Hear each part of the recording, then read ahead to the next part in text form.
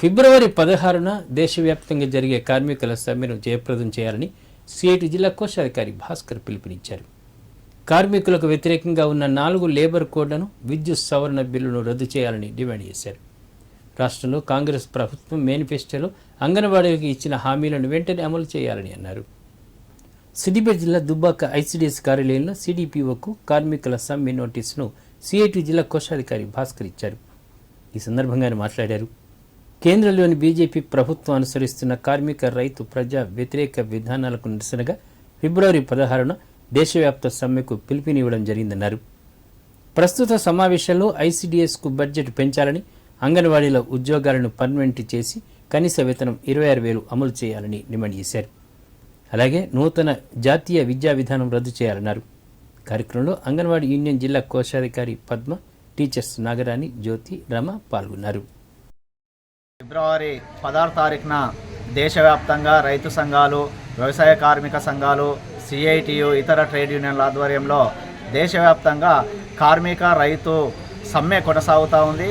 దీని యొక్క ప్రధాన ఉద్దేశము దేశవ్యాప్తంగా కేంద్రంలో అధికారంలో ఉన్నటువంటి బీజేపీ ప్రభుత్వము కార్మిక, రైతు వ్యతిరేక విధానాలతోటి కార్మిక వ్యతిరేక చట్టాలు, అదేవిధంగా రైతు వ్యతిరేక చట్టాలు తీసుకొస్తూ దేశంలో ఉన్నటువంటి కనీస హక్కులను కూడా రక్షించే పరిస్థితి లేకుండా ప్రయత్నం చేస్తూ ఉంది.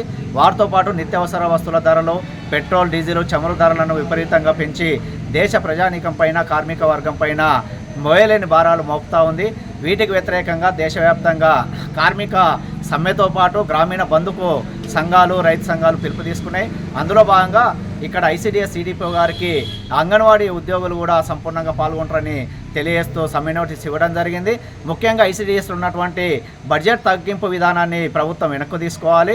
ఈ పార్లమెంట్ బడ్జెట్లో అయినా బడ్జెట్ పెంచే విధంగా చర్యలు తీసుకొని ఏదైతే ఎన్ఈపీ ఉందో నూతన ఎడ్యుకేషన్ పాలసీని వెంటనే రద్దు చేసి విద్యుత్, ఎడ్యుకేషన్, ప్రైవేటు విధానాలను వెంటనే విరమించుకోవాలని చెప్పి ఈ సందర్భంగా హెచ్చరిస్తూ ఉన్నాం. లేకపోతే 16న జరిగేటువంటి భారత్ బంద్ అత్యంత విజయవంతం కాబోతుందని చెప్పి కూడా ఈ కేంద్ర ప్రభుత్వాన్ని హెచ్చరిస్తూ ఉన్నాం. ఫిబ్రవరి 16వ తారీఖు నాడు దేశవ్యాప్తంగా అన్ని కార్మిక సంఘాలతో, అన్ని రంగాలతో దేశవ్యాప్త సమ్మె ఉంటుంది. కావున ఆ రోజు అంగన్వాడీలు కూడా సమ్మెలో పాల్గొనాలని చెప్పేసి ఈరోజు సిడిపిఓ గారికి సమ్మె నోటీసు ఇవ్వడం జరిగింది.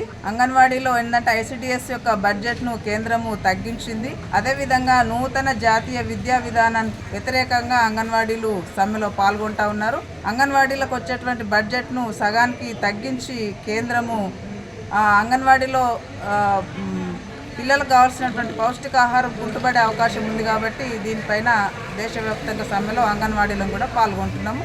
అందరూ పాల్గొనాలని చెప్పేసి పిలుపునిస్తాము.